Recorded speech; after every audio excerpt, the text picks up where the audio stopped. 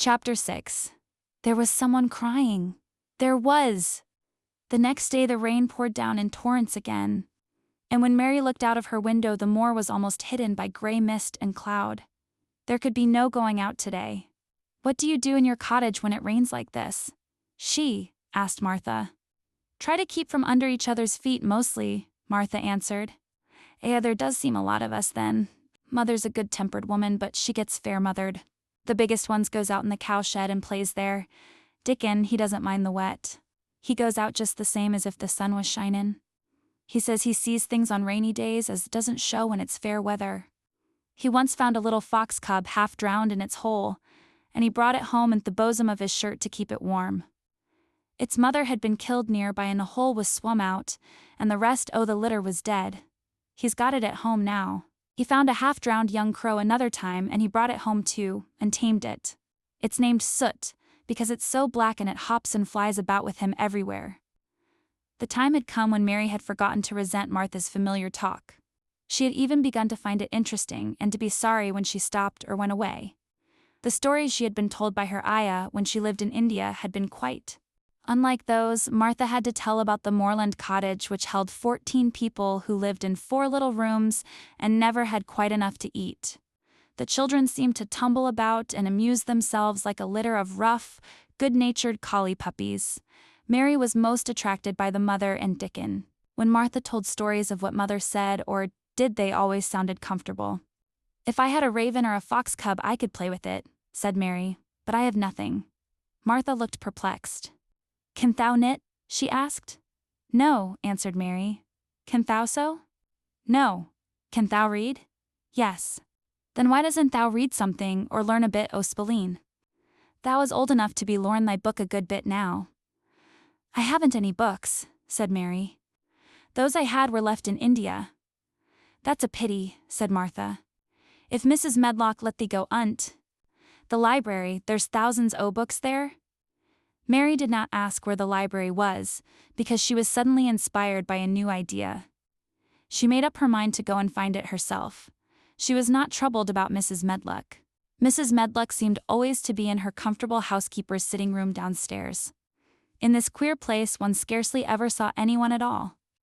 In fact, there was no one to see but the servants, and when their master was away, they lived a luxurious life below stairs, where there was a huge kitchen hung about with shining brass and pewter, and a large servants' hall where there were 4 or 5 abundant meals eaten every day, and where a great deal of lively romping went on when Mrs. Medlock was out of the way.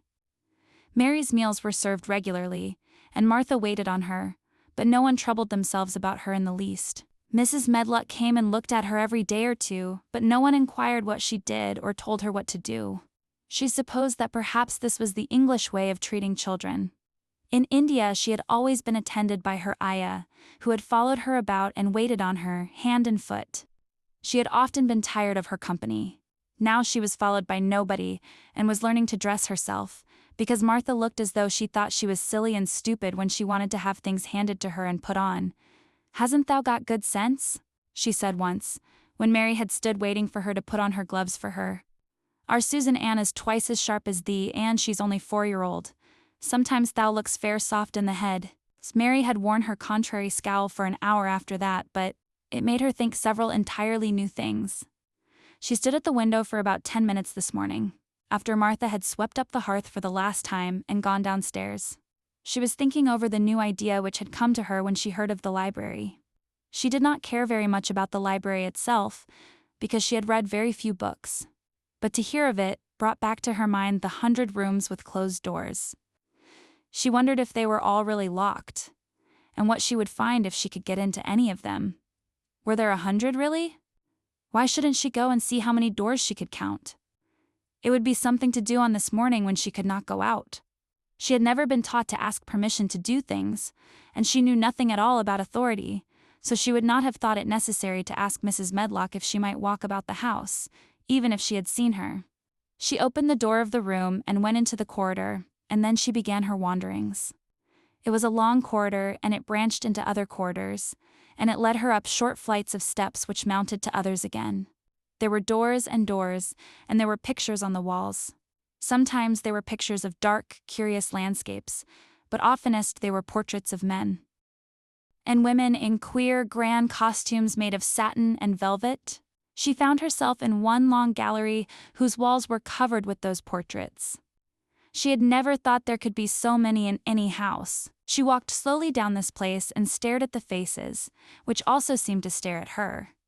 She felt as if they were wondering what a little girl from India was doing in their house. Some were pictures of little girls in thick satin frocks which reached to their feet and stood out about them, and boys with puffed sleeves and lace collars and long hair, or with big ruffs around their necks.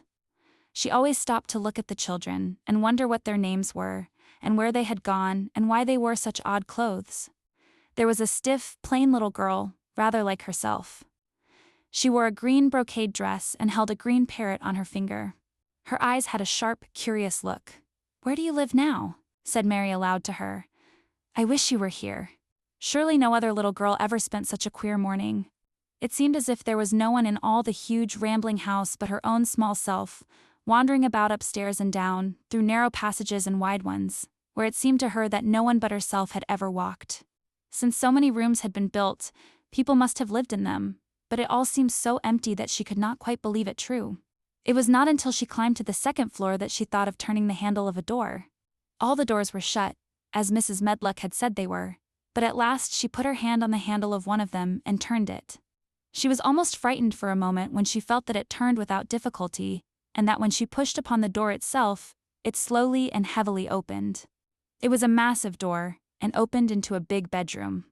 There were embroidered hangings on the wall, and inlaid furniture such as she had seen in India stood about the room. A broad window with leaded panes looked out upon the moor, and over the mantel was another portrait of the stiff, plain little girl, who seemed to stare at her more curiously than ever. "Perhaps she slept here once," said Mary. "She stares at me so that she makes me feel queer." After that she opened more doors, and more. She saw so many rooms that she became quite tired and began to think that there must be 100, though she had not counted them. In all of them there were old pictures or old tapestries with strange scenes worked on them. There were curious pieces of furniture and curious ornaments in nearly all of them. In one room, which looked like a lady's sitting room, the hangings were all embroidered velvet, and in a cabinet were about 100 little elephants made of ivory. They were of different sizes, and some had their mahouts or palanquins on their backs. Some were much bigger than the others, and some were so tiny that they seemed only babies. Mary had seen carved ivory in India, and she knew all about the elephants. She opened the door of the cabinet and stood on a footstool and played with these for quite a long time. When she got tired, she set the elephants in order and shut the door of the cabinet. In all her wanderings through the long corridors and the empty rooms, she had seen nothing alive. But in this room she saw something. Just after she had closed the cabinet door, she heard a tiny rustling sound. It made her jump and look around at the sofa by the fireplace, from which it seemed to come.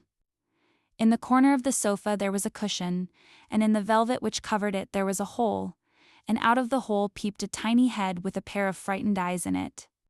Mary crept softly across the room to look.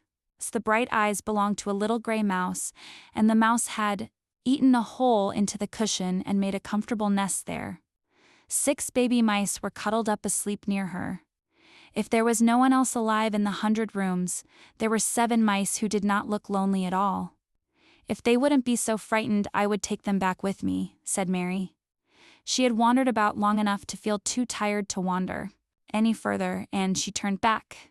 2 or 3 times she lost headway by turning down the wrong corridor and was obliged to ramble up and down until she found the right one. But at last she reached her own floor again, though she was some distance from her own room and did not know exactly where she was. "I believe I have taken a wrong turning again," she said, standing still at what seemed the end of a short passage with tapestry on the wall. "I don't know which way to go. How still everything is." It was while she was standing here, and just after she had said this, that the stillness was broken by a sound. It was another cry, but not quite like the one she had heard last night. It was only a short one, a fretful, childish whine muffled by passing through walls. "It's nearer than it was," said Mary, her heart beating rather faster, "and it is crying."